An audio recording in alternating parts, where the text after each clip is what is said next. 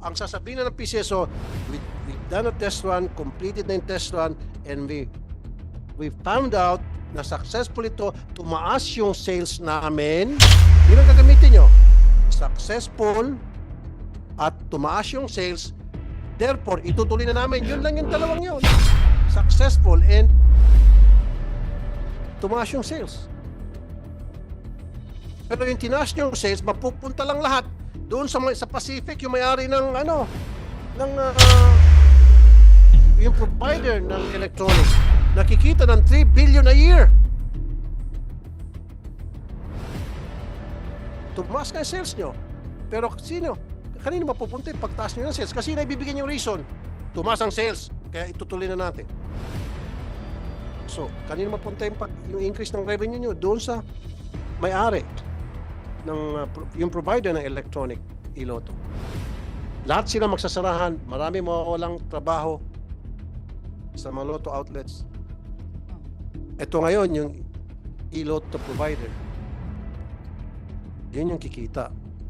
Kita nyo, ma'am, kanina kinumpute namin 3 billion pesos a year sa 14%. Buti nga, 14, dati 22% eh.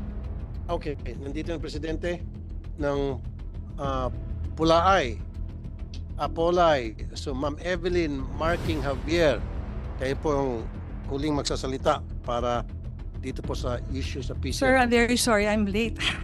I mean, I came all the way from Tanay Rizal. Okay, sige ma'am. That's what. Thank Thank you. I-swear in natin siya. Your Honor, would like to recognize Ms. Evelyn Marking Javier and Ms. Marian Francine Ingrid Sanchez. Yes, can you please stand? And do you swear, raise your right hand. Do you swear to tell the whole truth and nothing but the truth in this committee? You do? Thank you, Your Honor. So, kayo po, Ma'am Evelyn Javier, ang presidente ng Pulaay. Opo. Okay. Ang ibig sabihin po ng Pulaay ay Philippine Online Lottery Agents Association Incorporated. kayo po yung mga lotto outlet operators. Opo. And then may asosasyon kayo po yung presidente. Opo, nationwide po. Nationwide, good. Ilan ho ba kayo? Lahat Yung members? members po namin as of now is nasa more or less 1,000. Natigil po yung pag-recruit namin during pandemic. Pero hindi lang 1,000 ang mga lotto outlet. Yes po, 8,500 po yung lahat. 8,500. Bakit hindi po nagpamembro ang lahat? 1,000 ang membro nyo. Unang-una po sir kasi ang layo po hindi namin ma-reach out lahat po yung nasa mga probinsya, especially sa Vismin. Pero nakapunta po kami doon at nalaban po namin lahat yung mga problema po ng mga lotto. Ano pong benefits kapag nagpa-member versus hindi sa Pulaay? Actually po yung membership namin kasi objective po ng grupo na ito is to unite po the lotto agents at magkatulungan po sa mga problema. Kasi dati po, Senator, Your Honor, magkakaaway po yung mga lotto agents. But at this point in time when I led, lahat po ng naging problema namin during that time of previous administration. So to speak, to start with Senator, with President Noynoy, when they changed all the payment scheme, tinanggal po yung aming mga komisyon. Doon po nag-start po talaga na dikit-dikit po yung mga loto. Kaya, Okay, sige po. Ngayon ma'am, gusto ko malaman sa inyo, andito po yung mga taga-PCSO, ano po yung mga hinaing ninyo na gusto niyo po iparating sa PCSO? Unang-una po parang ang hindi po namin ang ino-oppose po namin ngayon yung nangyayari po ng iloto, yung online gaming po na web app na sinusulong po. Dati po sinusulong na po nila yan pero lumapit po kami ng KGM Garma na maapektuhan po kami at saka yung mga bata po maapektuhan. So we already pleaded to them. Parang hindi naman po namin kaaway sila kasi partners po kami supposedly. So kapag natuloy itong iloto, ma-phase out po ang napakaraming mga lotto outlet operators. Kasi po online po yan hindi naman po yan sa amin dadaan. We'd like to be part of that pero yung po yatang inapprove nila hindi po kasali ang lotto agent. So it's going to be direct yung sales po dito at saka po yung income nito. Diretso na po to sa provider sa PCS. So ito may understanding. Nakakatampo nga po kasi they're giving 14% to one provider samantalang kami 8,500. Katataas pa lang po ng 1% ng commission namin. Okay, so ang kita diretso na dun sa provider. Po. At yung provider, ito na yung apps, itong Pacific. Opo. I was told po na sa kanya po na award. Sa kanya na award, yung 14%. So eventually, kayo po ay dahan-dahan mawawipe out kapag natuloy na po yung electronic betting sa loto. Pag tuloy-tuloy po yan. Test run na yan. Ma'am, bakit nyo naisipan gawing electronic yung loto? And then pangalawa, bakit po yung Pacific na napili nyo? Ano pong ginawa nyong mga hakbang sa pagpili ng magpo-provide, maging provider, mag-provide ng system ng electronic betting sa loto? Yes, Your Honor. Thank you for that question. Good morning po to the President. Actually, ma'am, we've met before. Anyway, Your Honor, yung as to the rationale or logic behind it, sir, I'm afraid I don't have the full answer to that, sir. Kasi that was done a while back na hindi po ako kasama dun sa project na yun.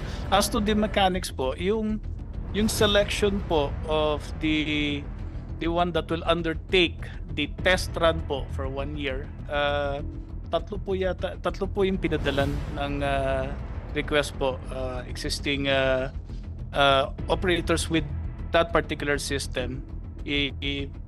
Chinek po yan nung aming committee. Isa pong committee nag-address po niyan. Tapos the Pacific Online Systems Corporation po was given the task of conducting the test run for the system po. Test run pa lang naman po to. Kasi following po yung requirement na binigay Okay, so sa test run. OGC. What happens after the test run? So, After the test run po, sir, and if the test become successful and viable, it is submitted to our board of directors for their consideration. so another selection sa bidding o Yes po, dadaan tuloy-tuloy po yung sa Pacific? public bidding po. Hindi po ano na yan. Idadaan po sa bidding dun sa sistema po mismo.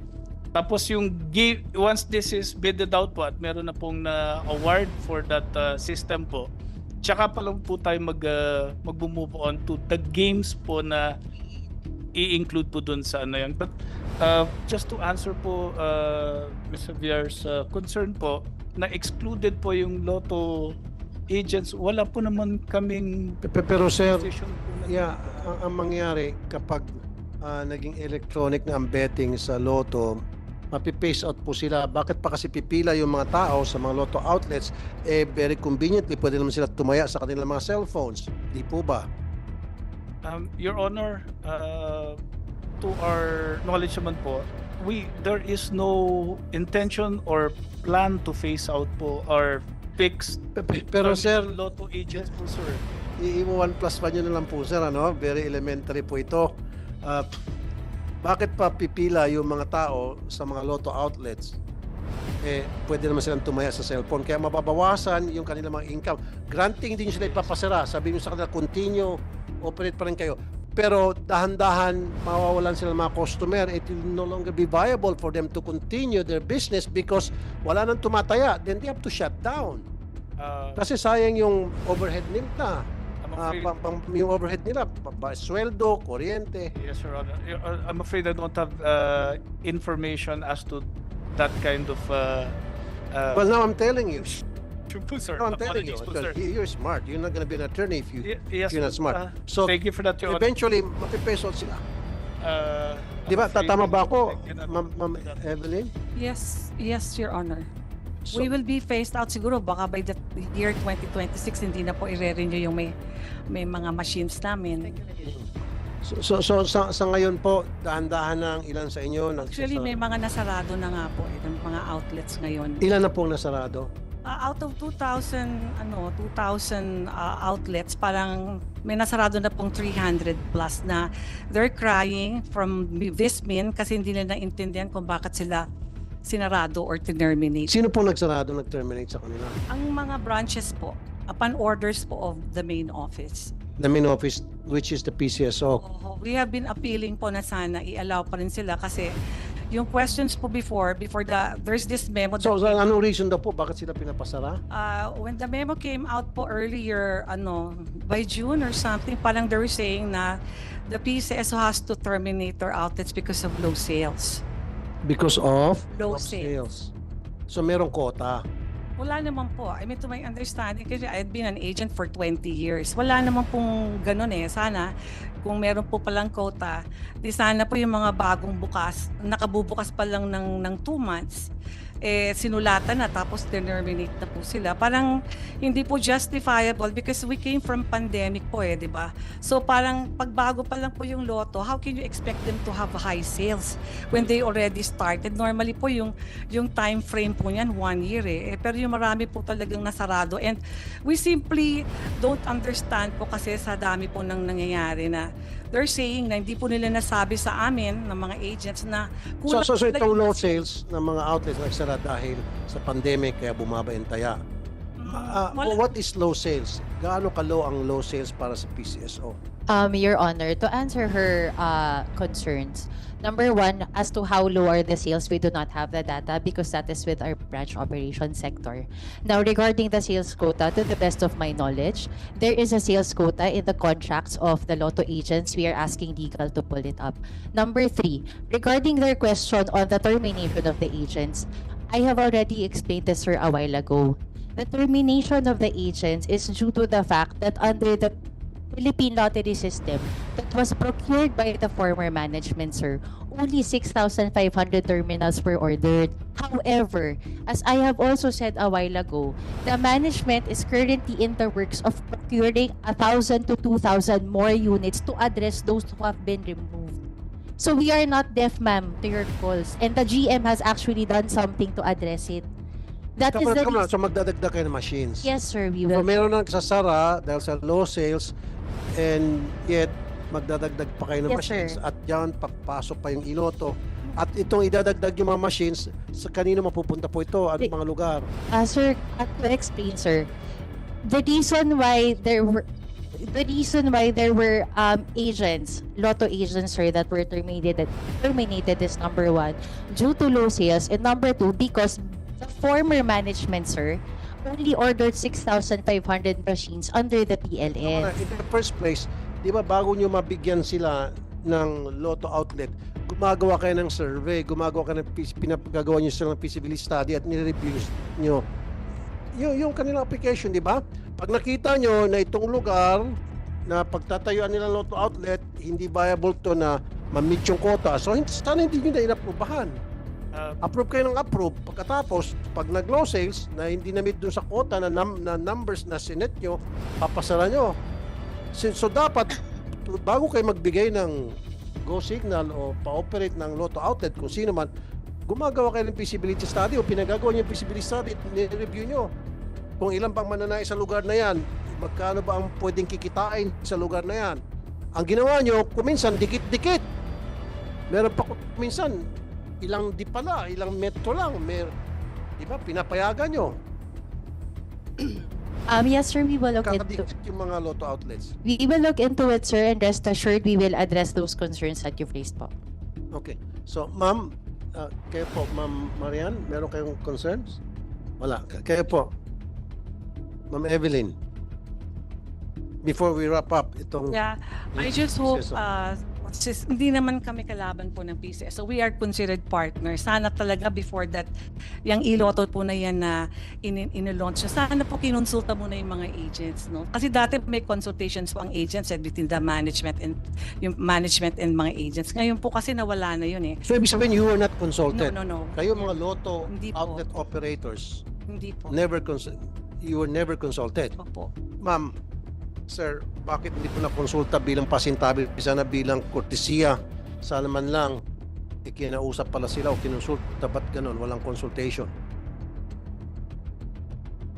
Your Honor, I'm afraid I don't have the answer to that question. I am not aware if there was actual consultations or if there was none. We cannot. But please allow me to take this up with our management po upon our review. Binigyan nyo sila ng prangkisa para makapag-operate ng Lotto outlet at nag-perform ang marami sa kanila, nag-deliver para kumita yung PCSO.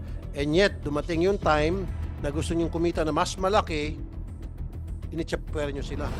Parang, kung tutusin, parang pambabastos ang ginawa nyo dito sa kanila. Binastos nyo sila. Wala kayong binigay na kahit man lang konting kortesiya na magkakaroon kami ng iloto. Ano ang input nyo rito? Ano masasabi nyo rito? Wala ma'am, kahit na sulat man lang. Wala po talaga. I mean, from the very beginning, I've written letters to both Chairman Kua and GM Robles telling them yung aming position po. That's why lumapit na po kami sa Kongreso tungkol dito. Kasi nga po, parang wala parang kami lang mga loto, parang lahat kami takot po mga nag-iiyakan na nga. Bakit kayo takot ma'am? Kasi alam po namin yung magiging consequences. Kasi we've been lotto agents for 20 years. Yung iba mga pioneer po. Yung mga iba po, umaasa po sila dun sa konting kita nila para man lang meron silang masustain dun sa mga pambili nilang gamot. Kasi most of the agents po ay mga PWD, senior citizens. They put their money in there kasi in-expect po nila na one day baka magpatama rin sila at makakatulong din naman po sa gobyerno yung kanilang naisip na pagkakakitaan. So ngayon po marami pong nasarado, karamihan po sa kanila yung mga malalayong probinsya na hindi sila po yung nagre-represent ng PCSO dahil siyempre po dyan tayo pumuka ng ating medical assistance. But the thing is, wala po bigla lang sila nakatanggap na ganito, na kailangan kayong isarado. Pero dati nga po sasarado kami, tas ngayon po yata parang temporarily po is stoppage po yung operation. So right now, did you receive a notice na magkakaroon ng iloto? Ay wala po talaga Even kaming up to information. now, kahit na nag-launch na sila, mag-launch na sila, wala. Nalaman na lang po namin yung nagpa-publish po sila sa newspaper tungkol sa iloto. We've been discussing that a long time ago with other friends pero hindi po wala pong nagsusulat about it. Only recently lang po nung talagang panay na po yung sabi ilo-launch na, doon na lang namin nalaman. I mean prior to that parang publication, we have already approached the Congress po about the iloto na what's going to happen to us and the kids will be affected. Kita niyo po, attorney, kabastusan po yun. Ginawa niyo dito sa mga lotto outlets. After so many years, they served you. The PCSO delivered money sa PCSO. Ngayon, nakita niyo, kailangan magkumita pa ng malaki. Itsapwera sila. Kawawa naman. Never consulted. Ayan, Presidente na mismo. Ito sila, Ma'am Inson, were you consulted? Ma'am De La Cruz, nakatanggap ba kayo ng sulat sa PCSO para sabihin magkakaroon ng iloto? Wala. So what's gonna happen to them ngayon? Ito mga 6,500 lotto operators na karamihan daw sa kanila, sabi ni Ma'am Evelyn, mga PWD, mga senior citizens na umaasa one of these days magpatama sila kasi pag nagpatama may kita rin, may commission. At yun ang pinaka-source of income nila, nag-invest sila, ngayon mawawala na yon. Anong reaksyon nyo? Anong mangyari sa kanila? I would like to assure them, sir, that management has not made any statements of a phase out. Of course, No statements, sir, and there are no plans, sir, to phase them out. yes, no plans to phase out. Wala kayong plano na i-phase out sila. Pero eventually, on their own, sila na po mismo mag-phase out sa kanilang mga sarili kasi hindi na nga po viable, wala na pong tataya. Di po ba? Example ko sa iyo, sige po attorney, matalino ka. Ikaw ang lotto outlet operator. Ngayon, may dumating na iloto at hindi na tumataya sa iyo, nabawasan ng 60% o 50% na lang ng sales receipts. At meron kang kotang minimit. Hindi na viable, it's either ikaw ay papasara o ikaw ay kusang magsara na lang kasi hindi ka na kumikita. Am I right? O am I right? Very right. Hindi nyo pinapace out. Wala kayo sinasabi, we will pay you out. Of course, pero sila mismo ang atras kasi hindi na viable . Yes, you are correct, Mr. Senator. However, this is the reason why the e-betting platform is only a test run of 1 year. Test run. So after test run, paano kung naging successful nga? So continue. Sir, Attorney, all you need, ang sasabihin na ng PCSO, we've done a test run, completed na yung test run, and we found out na successful ito, tumaas yung sales namin. Yun ang gagamitin nyo. Successful at tumaas yung sales. Therefore, itutuloy na namin. Yun lang yung dalawang yun. Successful and tumaas yung sales. Pero yung tinaas yung sales, mapupunta lang lahat doon sa Pacific, yung may-ari ng yung provider ng electronic. Nakikita ng 3 billion a year. Tumaas ka yung sales nyo. Pero sino? Kanino mapupunta yung pagtaas nyo ng sales? Kasi naibibigyan yung reason. Tumaas ang sales. Kaya itutuloy na natin. So, kanino mapunta yung increase ng revenue nyo? Doon sa may-ari ng yung provider ng electronic iloto. Lahat sila magsasarahan. Marami mawawalang trabaho sa mga lotto outlets. Ito ngayon, yung iloto provider. Yun yung kikita. Kita nyo, ma'am, kanina kinumpute namin 3 billion pesos a year sa 14%. Buti nga, 14, dati 22%.